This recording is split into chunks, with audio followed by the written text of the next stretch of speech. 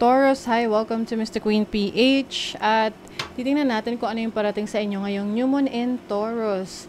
Yan ay magaganap sa April 28, 2025 at 3:30 a.m. Philippine time. Ayan. So, alam naman natin ang new moon is about new beginnings, setting new intentions.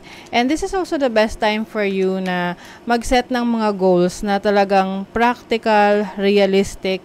Kasi Taurus is the energy of practicality, pagiging stable. So, maari ngayon, some of you are focusing on a stable career, a stable business, and stable home life. Okay? Kaya lang, meron tong challenging aspect sa iyong 4th house at sa iyong 10th house, which is the house of your career. And also sa family. So, Mars is here, nasa 4th house mo, in Leo. So, maaring pwedeng magkaroon ng conflict within the family members pagdating sa mga steps or decisions na gagawin mo related to your career, to your job, or sa pera mo. No? Pwede kasing may mga plano ka para sa sarili mo, and then, yung family mo, medyo kumukontra dun sa plano mo na yon. Let's say, gusto mo nang bumukod, no?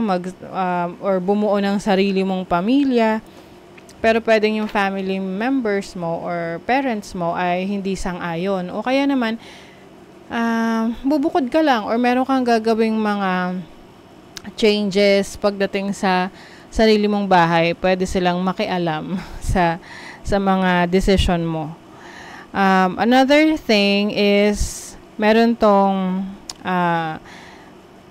challenging aspect sa Pluto, which is in Aquarius in your 10th house.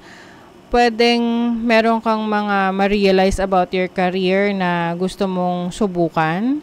Pwedeng mag-a-apply ka ng bagong trabaho or mag-a-apply ka sa ibang department, like same company pero ibang department. Yung iba naman, pwedeng mag-a-add ka ng bagong source of income, pagkakakitaan or trabaho, pwedeng multitasking. Pero maaring maging challenging to sa'yo, lalo na kung hindi mo na plano ng maayos. So, kailangan planuhin mo siya. Okay? Pluto is the planet of transformation, change. So, maaring isa na to sa gusto mong baguhin sa buhay mo. Yung pagbabago ng career path, pagbabago ng business plans. Pwedeng existing na yung negosyo mo tapos meron kang mga bagong diskarte or mga bagong strategies para mas mapaunlad mo yung career mo or trabaho mo or business mo. Yung iba naman baka magsa-start kayo ng work from home na trabaho kung kayo ay nasa corporate pa. Let's see what else. For Taurus in the 1st house. Page of Swords. O, meron kayong mga pag-aaralan, i-research, very, kayo ngayon, parang hungry for knowledge. Ayan, maaring meron ka rin gustong baguhin sa sarili mo, physical appearance mo, nire-research mo kung ano yung mga dapat mong gawin to make that happen. Let's see what else. You have Temperance. So, this is also healing.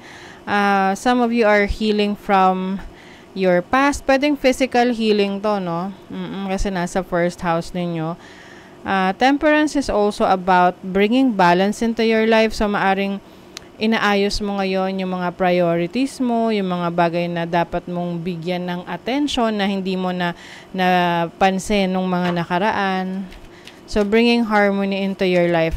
And also, kung ikaw ay may mga itinanim, very patient ka na maghintay sa magiging bunga nung itinanim mo. Oo. So, maaring nag-start ka ng investment, meron kang pinasok na investment, or yung iba, business sa bahay ninyo, like, may in-start kayo na house for rent business, o kaya naman ay work from home business. What is the fourth house energy? Uy, the sun. The sun is about happiness, clarity. So, ano man tong mga issue na maari mong kaharapin sa family, sa home life, maayos naman to, mapag-uusapan. I think, finally, hindi na to iiwasan, haharapin na talaga. You have the Five of Pentacles. Possible rin, financial struggle within the family. Merong pwedeng may tutulong sa'yo, merong magbibigay ng assistance, kaya meron kang masusolusyonan na challenge or issue pagdating sa pera na related sa ginagamit mo para sa family mo. Pwedeng meron ka rin tutulungan na family member. What is, ano yung energy ng 10th house? Oh, yung iba, pagbabago ng career path ito, the Tower. Merong unexpected change pagdating sa trabaho. I'm sensing na maaring merong aalis sa workplace ninyo, tas ikaw yung papalit. So, pwedeng may promotion yung iba sa inyo. Let's say, nag-resign yung supervisor mo, tapos ikaw na yung magiging acting supervisor or eventually ipopromote ka. Yeah, with the King of Pentacles. So, this is about taking over yung career mo, yung trabaho mo. Yung iba, maaring magta-transition kayo from employee, tapos magiging na kayo, magiging self-employed or business owner. Ayan. Or maari namang existing na yung negosyo nyo, pero magpo-full-time na kayo sa business. Maganda rin yung ganon, no? Full-time business. Okay. Luck is on your side. New Moon in Sagittarius. Wow. So, merong swerteng energy for you ngayong New Moon in Taurus, of course, kasi it's your season. By the way, happy birthday, happy solar return sa inyo, Taurus. I wish you all the best in life. Happiness, success, good health. Be proud of yourself. Ayan. Maging proud ka sa mga achievements mo. Celebrate small wins. Kahit maliit lang yan, malaki. Ang importante is nakikita mo yung progress mo. Yung pag-unlad mo. At magagamit mo yon as a inspiration, motivation, para mas ipagpatuloy pa at mas pag-igihan mo pa. Meditate and contemplate. So, some of you, maaring mas magbibigay kayo ng oras sa sarili ninyo.